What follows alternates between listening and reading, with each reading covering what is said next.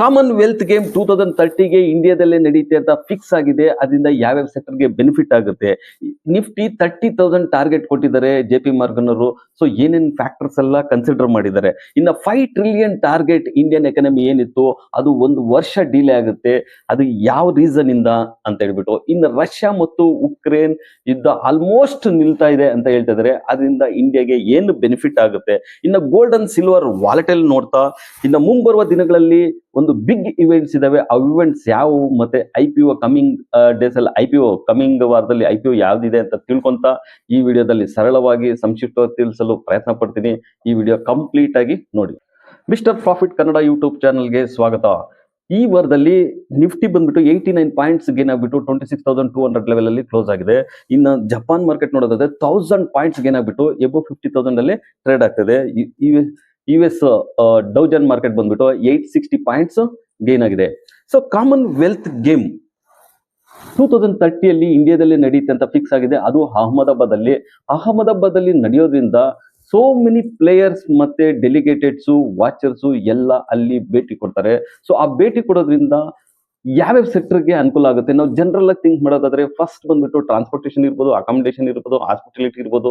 So ಇವೆಲ್ಲ sector direct ಇರ್ಬೋದು, indirect ಆಗಿರ್ಬೋದು, ಇವೆಲ್ಲ ಸೆಕ್ಟರ್ ಅಲ್ಲೂ ಬೆನಿಫಿಟ್ ಬಂದೇ ಬರುತ್ತೆ. ಸೊ ಯಾರು ವಿಸಿಟ್ ಕೊಡ್ಬೇಕಾದ್ರೂ ಒಂದು ಅದಕ್ಕಂತಾನೆ ಇವಾಗ ಕಾಮನ್ ವೆಲ್ತ್ ಗೇಮ್ ಅಂತಾನೆ ಒಂದು ಸಿಟಿ ರೆಡಿ ಮಾಡ್ಬೇಕಾಗುತ್ತೆ. ಅದಕ್ಕೆ ಯಾವ್ಯಾವ ಸಪೋರ್ಟ್ ಮಾಡ್ತವೆ ಸಿಟಿ ರೆಡಿ ಆಗೋದಕ್ಕೆ ಆ ಒಂದು ಕಂಪನಿಗಳೆಲ್ಲ 2030 ಅಷ್ಟೊತ್ತಿಗೆ ಬೂಮ್ ಹೋಗ್ತವೆ ಅಂತಾನೆ ಹೇಳ್ಬೋದಾಗಿದೆ. ಸೊ ಈಗ ಪ್ರೆಸೆಂಟ್ಗೆ ನಾವು ಜನರಲ್ ಆಗಿ ಥಿಂಕ್ ಮಾಡ್ಬೇಕಾಗೋದು ಫಸ್ಟ್ ರೋಡ್ ಟ್ರಾನ್ಸ್ಪೋರ್ಟ್ ಇರ್ಬೋದು. ರೋಡ್ ಟ್ರಾನ್ಸ್ಪೋರ್ಟ್ಗೆ ತುಂಬಾ ಡಿಮ್ಯಾಂಡ್ ಆಗ್ತಾ ಹೋಗ್ತಾ ಇರುತ್ತೆ. ಅಹಮದಾಬಾದ್ಗೆ ರೀಚ್ ಆಗುವಂಥದ್ದು ಲೋಕಲ್ ಏನೇನಿದೆಯೋ ಆ ರೋಡ್ ಟ್ರಾನ್ಸ್ಪೋರ್ಟ್ಗೆಲ್ಲ ತುಂಬಾ ಡಿಮ್ಯಾಂಡ್ ಆಗ್ತದೆ. ಇನ್ನು ಏರ್ ಟ್ರಾನ್ಸ್ಪೋರ್ಟ್ ತುಂಬಾ ವಿದೇಶಗಳಿಂದ ಬಂದು ಇಳಿಯೋದು ಅಹಮದಾಬಾದ್ ಏರ್ಪೋರ್ಟ್ ಅಲ್ಲಿ ಇರೋದ್ರಿಂದ ಸೊ ಏರ್ ಇದಕ್ಕೂ ತುಂಬಾ ಡಿಮ್ಯಾಂಡ್ ಆಗೋ ಸಾಧ್ಯತೆ ಹೆಚ್ಚಾಗಿದೆ. ಇನ್ನು ಹಾಸ್ಪಿಟಲ್ ಅಕಾಮಿಡೇಷನ್ ಅಂತ ಬಂದಾಗ ಎಲ್ಲಾ ಹೋಟೆಲ್ಸ್ನು ಕೆಲವು ತಿಂಗಳುಗಳ ಕಾಲ ಇದು ನಡೆಯೋದ್ರಿಂದ ಅಲ್ಲೆಲ್ಲ ಫಿಲ್ ಆಗೋಗ್ಬಿಡ್ತವೆ. ತುಂಬಾ ಡಿಮ್ಯಾಂಡ್ ಕ್ರಿಯೇಟ್ ಆಗ್ತಾ ಇರುತ್ತೆ.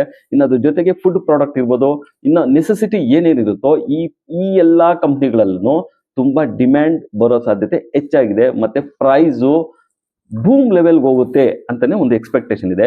ನಾವು ಇನ್ವೆಸ್ಟ್ ಮಾಡ್ಬೇಕಾದ್ರೆ ಅದನ್ನ ಇನ್ವೆಸ್ಟಿಗೇಷನ್ ಮಾಡ್ಬಿಟ್ಟು ಯಾವುದು ಕ್ವಾಲಿಟಿ ಆಗಿದೆ ಅನ್ನೋದು ತಿಳ್ಕೊಂಡ್ಬಿಟ್ಟು ಆ ಒಂದು ಕಂಪ್ನಿಗಳಲ್ಲಿ ಇನ್ವೆಸ್ಟ್ ಮಾಡಿದ್ರೆ ನಮ್ಗೆ ಒಳ್ಳೆ ರಿಟರ್ನ್ ಬರುತ್ತೆ ಅಂತ ಹೇಳ್ಬೋದಾಗಿದೆ.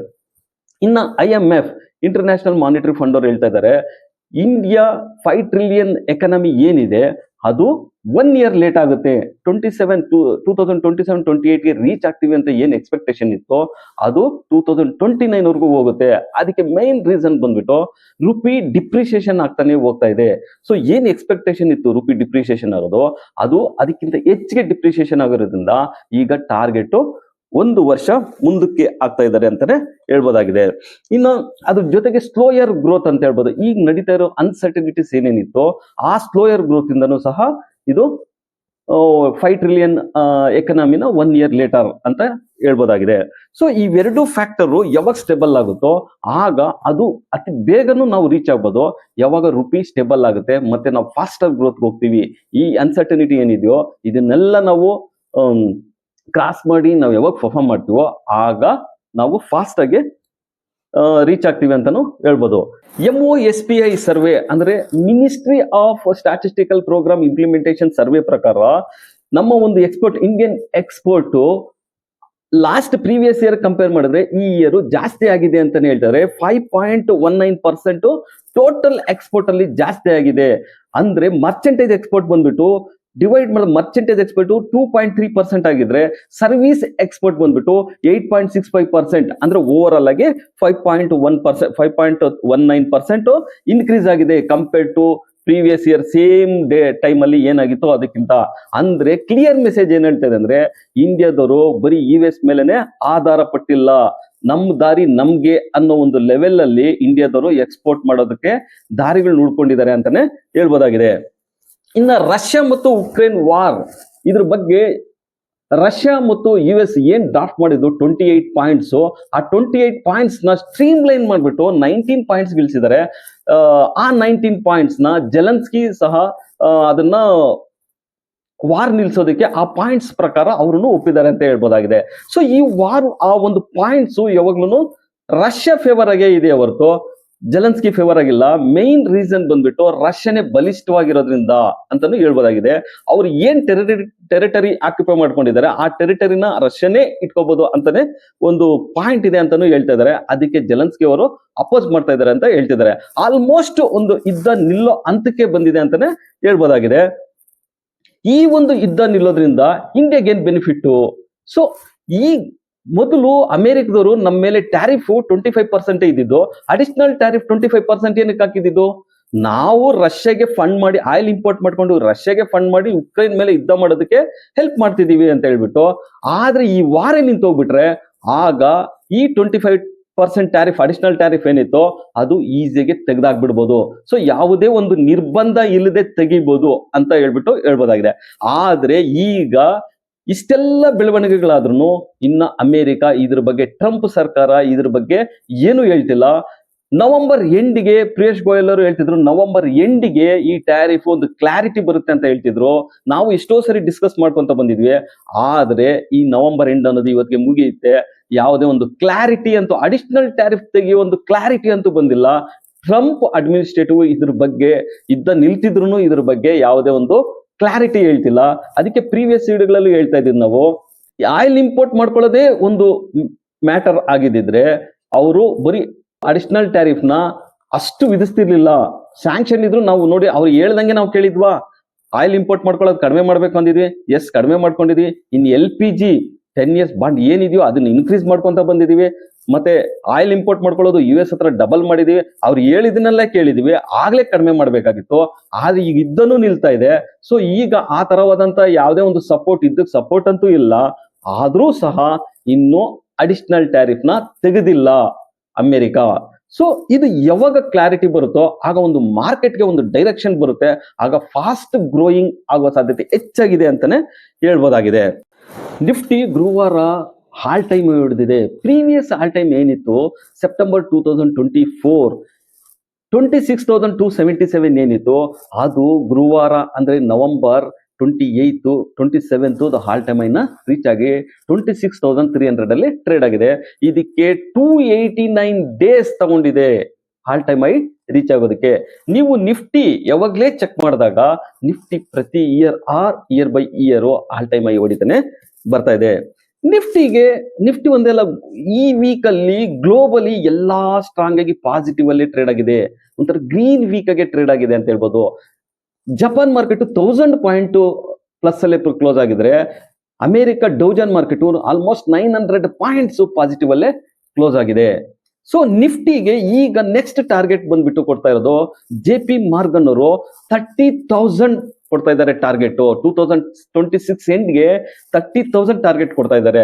ಅದಕ್ಕೆ ಮೇನ್ ಫ್ಯಾಕ್ಟರ್ಸ್ ಏನೇನಿದಾವೆ ಅಂದ್ರೆ ಸಪೋರ್ಟಿವ್ ಟು ಮ್ಯಾಕ್ರೋ ಎಕನಾಮಿಕ್, ಮತ್ತೆ physical and monetary policies, domestic flows, ಮತ್ತೆ ಸಾಲಿಡ್ ಫಂಡಮೆಂಟಲ್ಸ್ ಇವೆಲ್ಲ ಬಂದ್ಬಿಟ್ಟು ಇಂಡಿಯಾಗೆ ತುಂಬಾ ಸಪೋರ್ಟಿವ್ ಆಗಿದಾವೆ.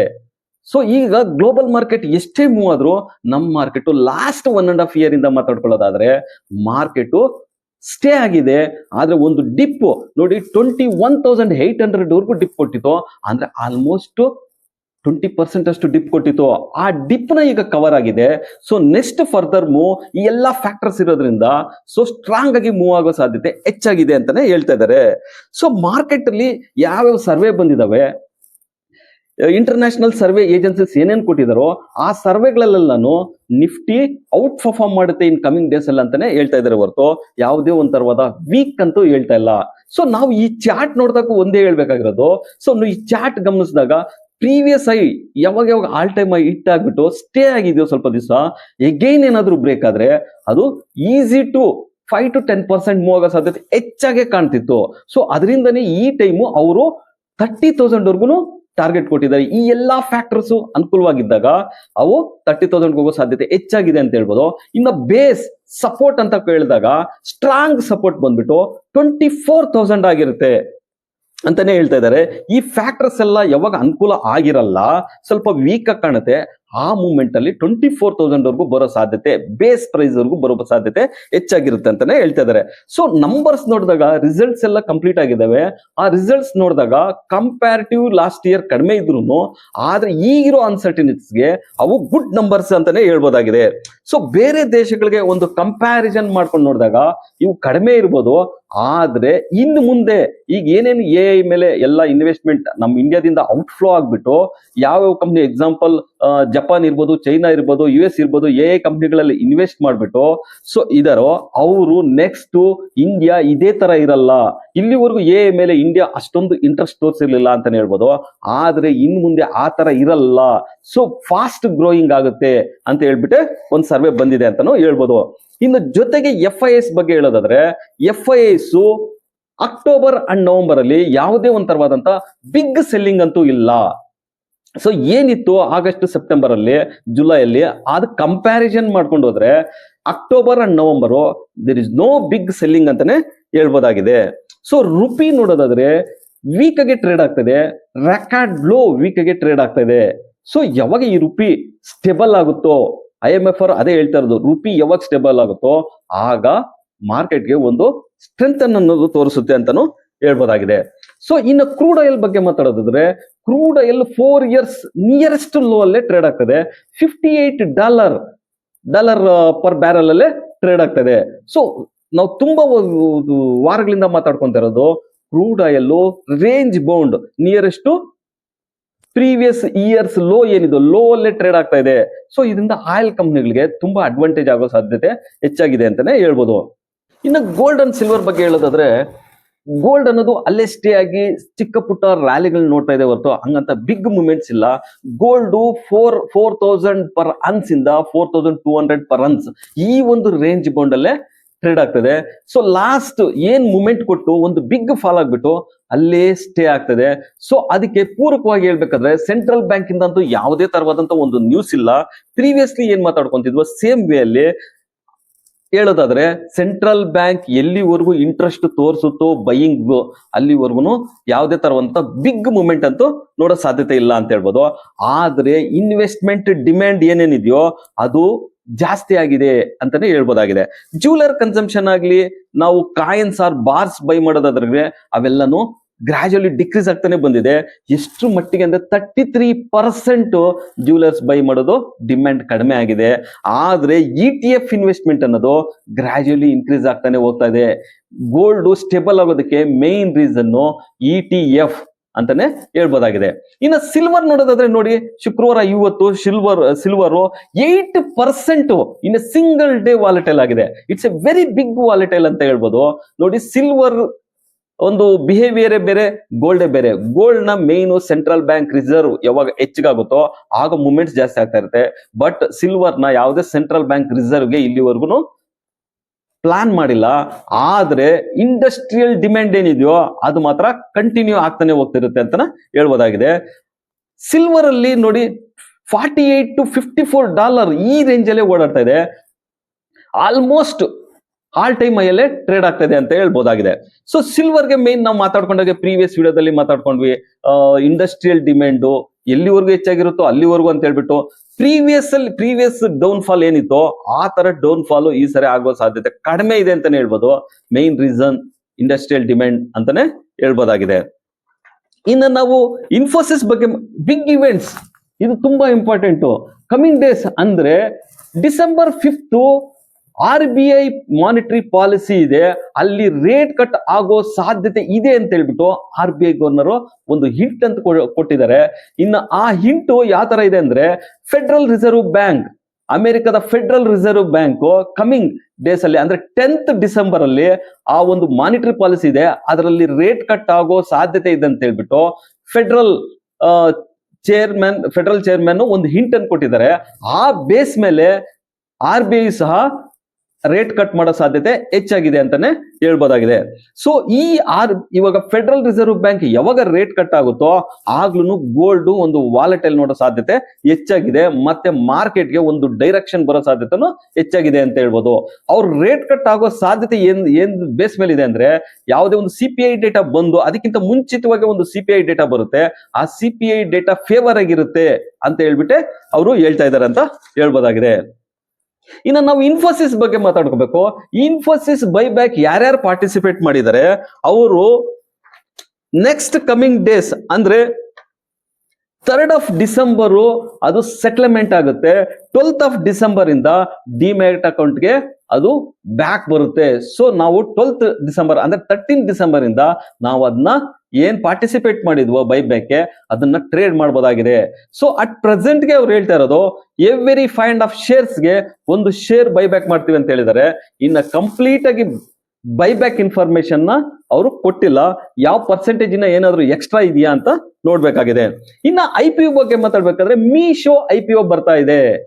ಸೊ ಅದು IPO ಸ್ಟಾರ್ಟ್ ಆಗೋದೇ 3rd December ಅಲ್ಲಿ, ಕ್ಲೋಸಿಂಗ್ ಡೇಟ್ ಬಂದು 5th December, ಅದು ಲಿಸ್ಟಿಂಗ್ ಡೇ ಬಂದ್ಬಿಟ್ಟು 10th December ಆಗಿದೆ.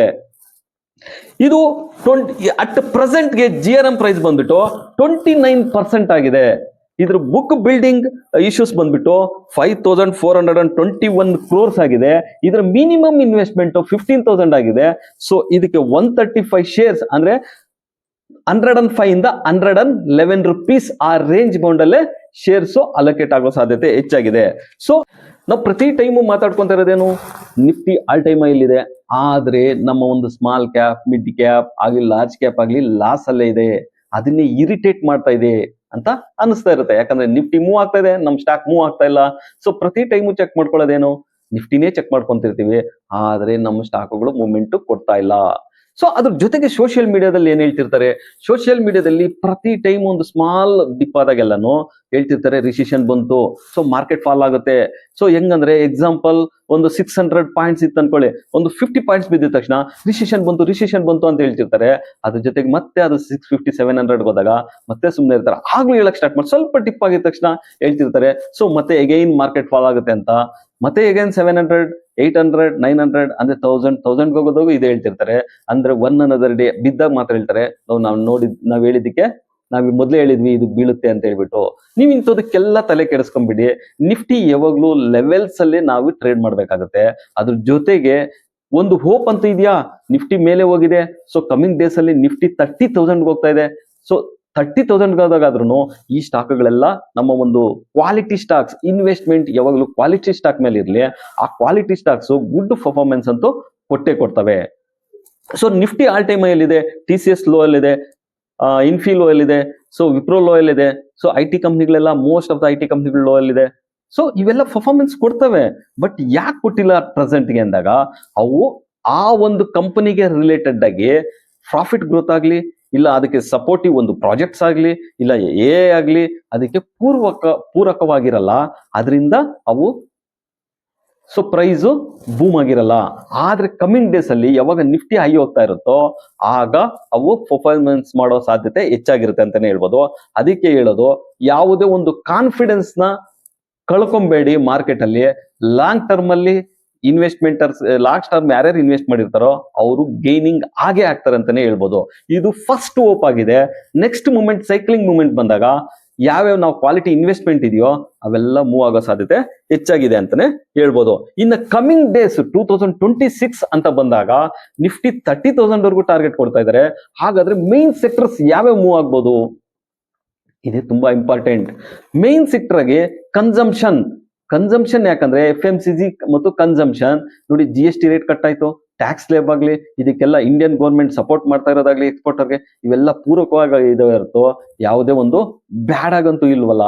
ಸೊ ಅದರಿಂದನೇ ಅದ್ರ ಜೊತೆಗೆ ಗ್ರೀನ್ ಎನರ್ಜಿ ಎಲ್ರಿಗೂ ಗೊತ್ತು, ಸೋಲಾರ್ ಆಗ್ಲಿ, EV ಆಗ್ಲಿ, ಇನ್ನು ಡಿಫೆನ್ಸ್ ಸೆಕ್ಟರ್ ಆಗ್ಲಿ, ಸೆಮಿ ಕಂಡಕ್ಟರ್ ಆಗ್ಲಿ, ಇವೆಲ್ಲನೂ ಕ್ಯಾಪಿಟಲ್ ಗೂಡ್ಸ್ ಆಗ್ಲಿ, ಇವೆಲ್ಲ ಇನ್ನ ಬ್ಯಾಂಕಿಂಗ್ ಸೆಕ್ಟರ್ ಆಗ್ಲಿ, ಇವೆಲ್ಲನೂ ಇನ್ನು 2026 ಅಲ್ಲಿ ಒಳ್ಳೆ ಪರ್ಫಾರ್ಮೆನ್ಸ್ ಕೊಡ್ತವೆ. ಅದಕ್ಕೆ ನಾವು ಇನ್ವೆಸ್ಟ್ ಮಾಡುವಾಗ ಒಳ್ಳೆ ಕಂಪನಿಗಳನ್ನ ಆಯ್ಕೆ ಮಾಡ್ಕೊಂಡು ಇನ್ವೆಸ್ಟ್ ಮಾಡ್ತಾ ಹೋಗ್ಬೇಕು. ಡಿಪ್ ಆನ್ ಬೈ ಇನ್ವೆಸ್ಟ್ ಮಾಡ್ತಿದ್ರೆ 30,000 ಹೋದಾಗ ಡೆಫಿನೆಟ್ಲಿ ನಮ್ಮ ಒಂದು ಪೋರ್ಟ್ಫೋಲಿಯೋ ಗ್ರೀನ್ ಅಲ್ಲಿ ಇರುತ್ತೆ ಅಂತ ಹೇಳ್ಬೋದು. ಸೊ ಇಷ್ಟೆಲ್ಲ ಇನ್ಫಾರ್ಮೇಶನ್ ನಾವು ಕಲೆಕ್ಟ್ ಮಾಡ್ಬಿಟ್ಟು ನಮ್ಮ ಟೀಮು ನಿಮ್ ಮುಂದೆ ತಂದಿದ್ದಾರೆ. ಇದು ವ್ಯಾಲ್ಯೂಬಲ್ ಅನ್ಸಿದ್ರೆ ಇದು ನಮ್ಮ ಚಾನಲ್ ಲೈಕ್ ಮಾಡಿ, ಮತ್ತೆ ಮರಿದೆ ಸಬ್ಸ್ಕ್ರೈಬ್ ಮಾಡಿ, ಶೇರ್ ಮಾಡಿ, ಕಮೆಂಟ್ ಮಾಡಿ.